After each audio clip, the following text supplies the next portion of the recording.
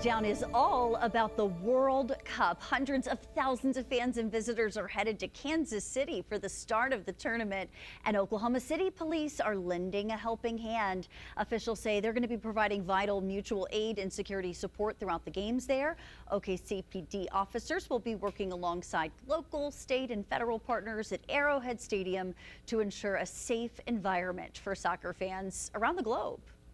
The return of professional soccer to Oklahoma City is one step closer to reality.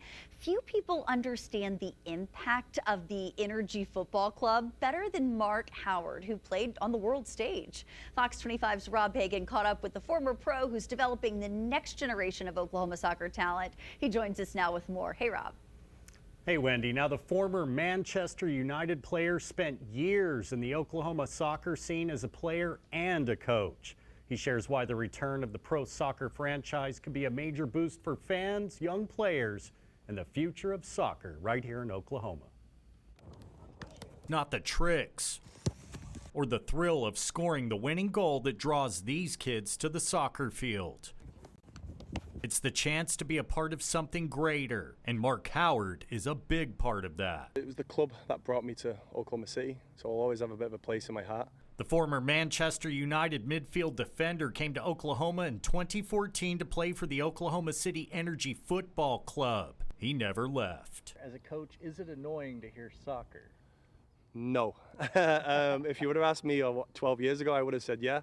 More than a decade later, he's coaching and developing some of the state's top talent. He says Oklahoma doesn't have the recognition it deserves. We went to England 2 weeks ago. We took our U14 ECNL boys. They got ranked 4th. He says the youth team 14 is in the top 4 in the nation and the youth 16 is in the top 7. The sport took a hit when the Energy stepped away from professional soccer after field issue regulations took them out of the game. But a new stadium will soon change that. Now with the club preparing to return, Howard says young players once again have something to chase. I think it's important because they have an end goal.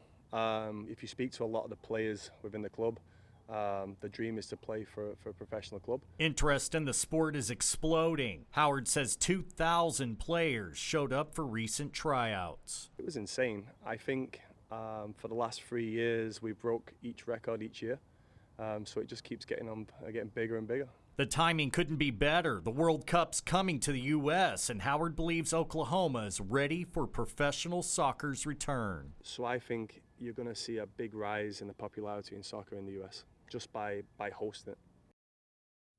And get this, 24 Oklahoma Energy FC players are going to be flag bearers for 3 games at the World Cup. The Oklahoma City Energy is expected to relaunch in 2028. And Wendy, I have to admit, I've never felt more out of shape in my life. Live in the studio, Rob Hagan, Humboldt, with Fox 25 News. It's probably good for you, Rob. Well, this year's World Cup is the largest ever. There are 48 teams in 16 host cities across 3 countries, and fans have traveled far and wide to see their favorite teams play. Fox News correspondent Rebecca Castor has more from Los Angeles. The World Cup opening match, Mexico versus South Africa, didn't disappoint when it came to the drama, and tomorrow it's the U.S.'s turn. South Africa picked up not 1 but 2 red cards during Thursday's game, and playing with 2 men down led Mexico to easily pick up its first win of the tournament, 2-0. Fans expect this host country to go far. I say quarterfinals. No. Get out of the group stage. No, we are going to the semifinals. This is our year. We're going to make it. I'm manifesting. Friday, the U.S. team takes on Paraguay in Los Angeles. The passion, the fans. I think it's going to be electric. I think the U.S. fans are going to get behind the team. Their odds at advancing to the knockout stage are considered strong. The team is a mix of young and veteran players who have international playing experience, and they're helmed by their most experienced manager yet, Mauricio Pochettino. I think the last 2 games, allowed us to think and to feel that it's possible to do whatever we want and compete in our best and to compete with big teams. Hosting the World Cup across 3 countries is a major security test. For For the U.S., the biggest concern is the threat of hostile drones. We've been able to ensure from a counter-UAS perspective is that all 78 of the matches will have counter-UAS mitigation coverage. What that means is counter-drone coverage from coming into the stadiums. Each game played on American soil will have Super Bowl level security. That means multiple checkpoints, screening stations, K-9 and sniper teams. In Los Angeles, Rebecca Castor, Fox News. Mexico fans around the world are cheering with excitement as the team won its inaugural match today in Mexico City. Fans in Oklahoma cheered on the team at the Del 405 football watch party in downtown as they beat South Africa in that first match. It was an evening filled with international soccer, themed cocktails, food specials, and more. One fan shared with us why this global event means so much. I think having the World Cup in North America, in Mexico, in the United States, and in Canada is bringing the action closer to us than ever before, at least in my lifetime. And to have such a large Mexican population, such a large Latino population in Oklahoma City, it would be a shame to not take advantage of the fun of cheering on your favorite teams in the World Cup. Two more opening ceremonies are set for tomorrow, one before Canada's game and one before USA's game in Los Angeles. Meanwhile, thousands of fans watched the U.S. men's soccer team practice this week ahead of their first game. The team hosted their first and only public practice at Irvine's Great Park Stadium Monday. More than 33,000 people applied to watch their 30-minute practice session. Only 5,000 were chosen. It's amazing. I remember being in their position too, so it's always nice to see them. To be here and walk around and give back to them, yeah, it's great. After the practice, players ran up to the stands to greet their fans, sign autographs, and pose for photos. Soccer fans in Oklahoma City will have plenty of places to cheer on their favorite teams during the World Cup. Several businesses are hosting watch parties throughout the tournament, including Skinny Slim's, Cloud Puncher Rooftop Bar, Burn by Rocky Patel, the Goat Sports Bar, E-Noon Cafe, and Bungalow 23. The Sheraton in downtown Oklahoma City is also planning a watch party for the USA versus Paraguay match tomorrow.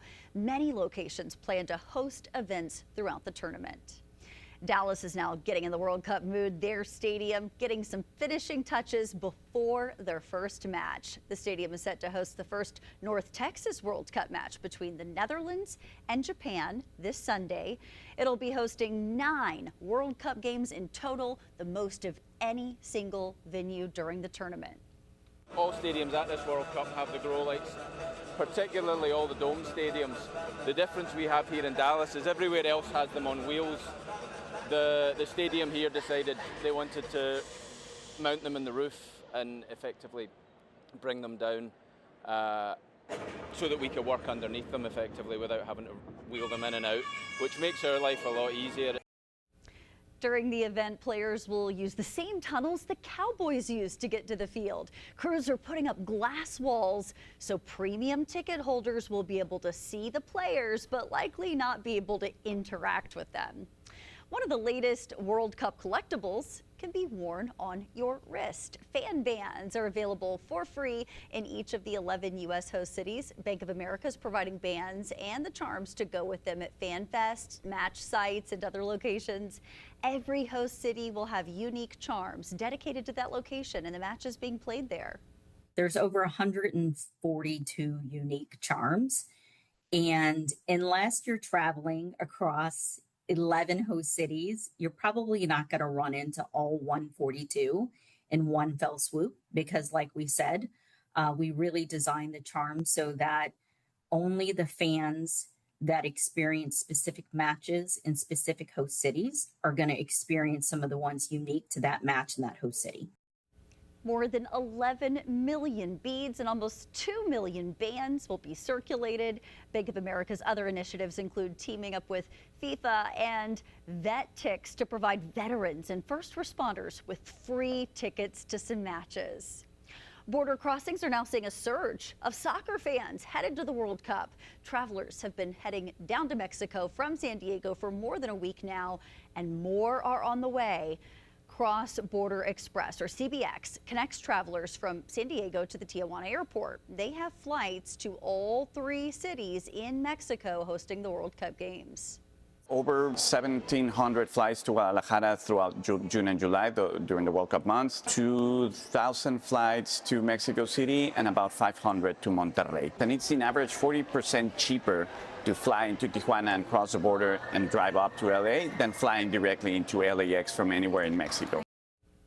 Officials say they're expecting about 690,000 travelers over the next 2 months. Travel to Mexico surged last week, and new technology is helping cut wait times by reducing the need to see a CBP agent. Federal authorities in Seattle have now implemented flight restrictions around training facilities and other venues for the World Cup. Police say this drone detection trailer gives police a real-time view of drones that are in the area. The FAA has imposed a 1 nautical mile flight restriction prohibiting drones. Police say they're prepared for real threats from the sky, but know most violators probably don't have bad intentions. A lot of them might know that you can't fly above a certain altitude, but when it gets much more in depth than that, they really don't have any clear understanding about where they can fly, when they can fly, and the things that they can do.